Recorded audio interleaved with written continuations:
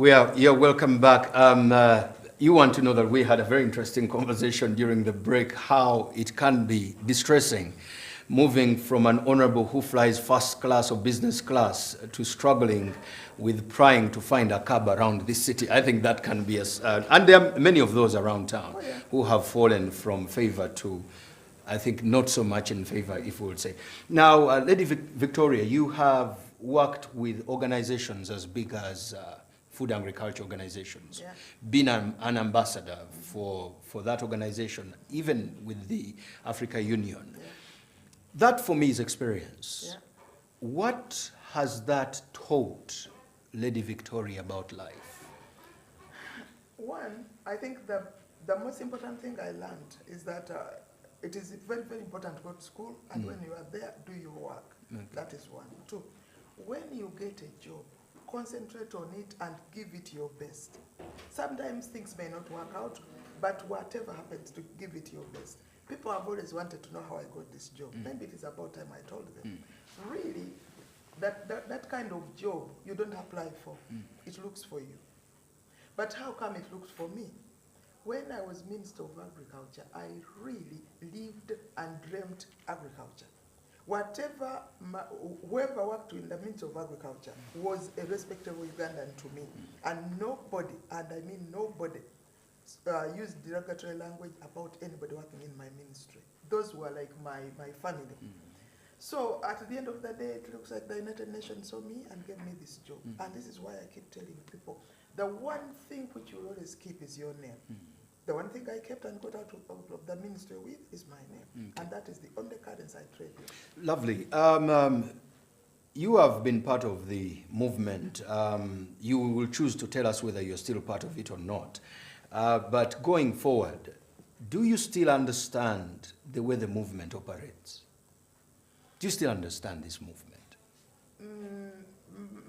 Let me see. Okay, I'll start with whether I'm movement. I understand you have to be politically correct. No. For now, yes. I've been told by quite a few of my friends, I may be the only neutral Ugandan in Uganda. For now, I'm neutral. You're neutral? Yeah. I talk to everybody, and I miss those days when it didn't matter what color of tie you were having. And I'm glad I'm a woman, and I'm a very independent woman. So when I go shopping, I buy whatever color I want. So I'm neutral. You are in very close to red and black. You can see green. Yeah. So there are colleagues of yours who could get in trouble for wearing this. That's or former colleagues. That's it. Yes. So as far as understanding what is happening in NRM, I think I don't understand, but it is basically because I have not given it time. I'm far too busy doing those things which I think are important to me, to take enough time to sit down with anybody, because nobody claims to know. So if there's no written book, there is no, you can't Google them up.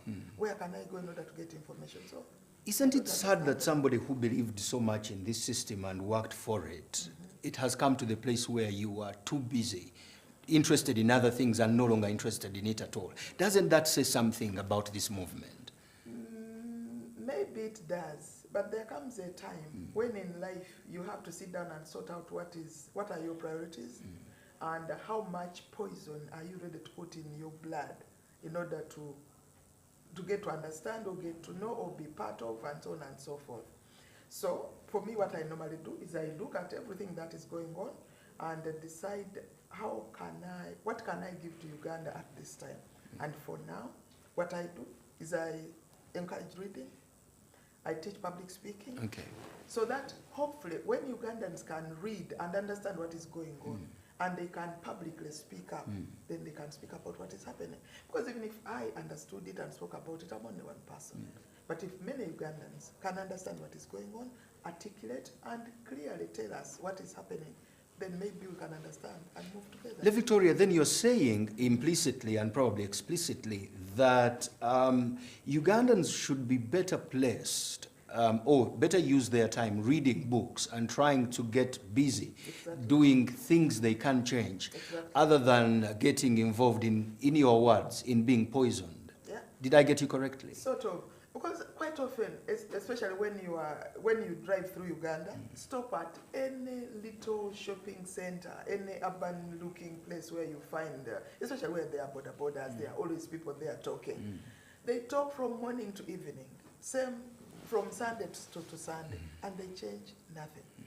Now, if we all decided that we have done enough talking, let us do some work.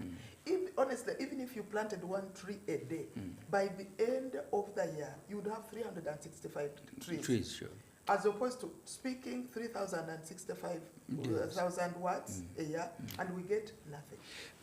Lady Victoria, thank you so much for your comments. Now, if you had, I hear from your speech that God is such a central part of your speech.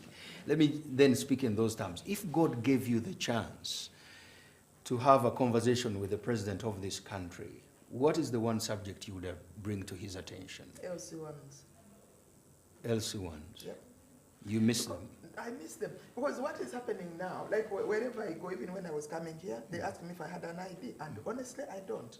Because what I have is my passport, and it is in some embassy because I'm trying to get a visa. So, we are going to do passports, we are going to do the census, we are preparing for elections. But we do not have LC1s in place. LC1s were elected so long ago that in quite a number of cases, they either died, moved on, or they just stopped working. Now, wherever you go, they ask you for a letter from LC1. That is one. As I've told you, they are not there. Then 2, when those LC1s were elected, the 30% legal requirement by Uganda, so that 30% should go to either gender, was not implemented. So what is happening now is we have got a lot of domestic violence, we have got a lot of truants from schools, we have, you name it, we have got so many people being raped and all that, but there are no LC1s. So everybody will tell you, oh, the police this, the police the other. What I knew was supposed to work in Uganda was that everything, these LC1s who live with us, they know us. When somebody new moves into our village, you as LC1 chairperson should know. Thank you for that information. Hoping that you could become 20 again. What would you do differently? Really not much, because I wouldn't change the course, my scientific background. I would still be a human scientist. I would still do agriculture. I would still work for the bank, because I love money and I love power. You want money and power, go to the banks. I would still go into politics, but maybe I would marry my husband a lot earlier. What an interesting way to finish it off with a lady of distinction, lady in my own words, Lady Victoria Sekitoleko, a former Deputy Minister of Agriculture and full Minister of Agriculture. She has worked with the Food and Agriculture Organization and Ambassador of UN all over this world and the Africa Union. And wasn't she such a wise lady? I think in my assessment, and this is a personal opinion, I think I need these sorts of ladies to mentor my girls, and probably you also do, to mentor yours. Let's come back after the break. Then it will be business unusual after this break.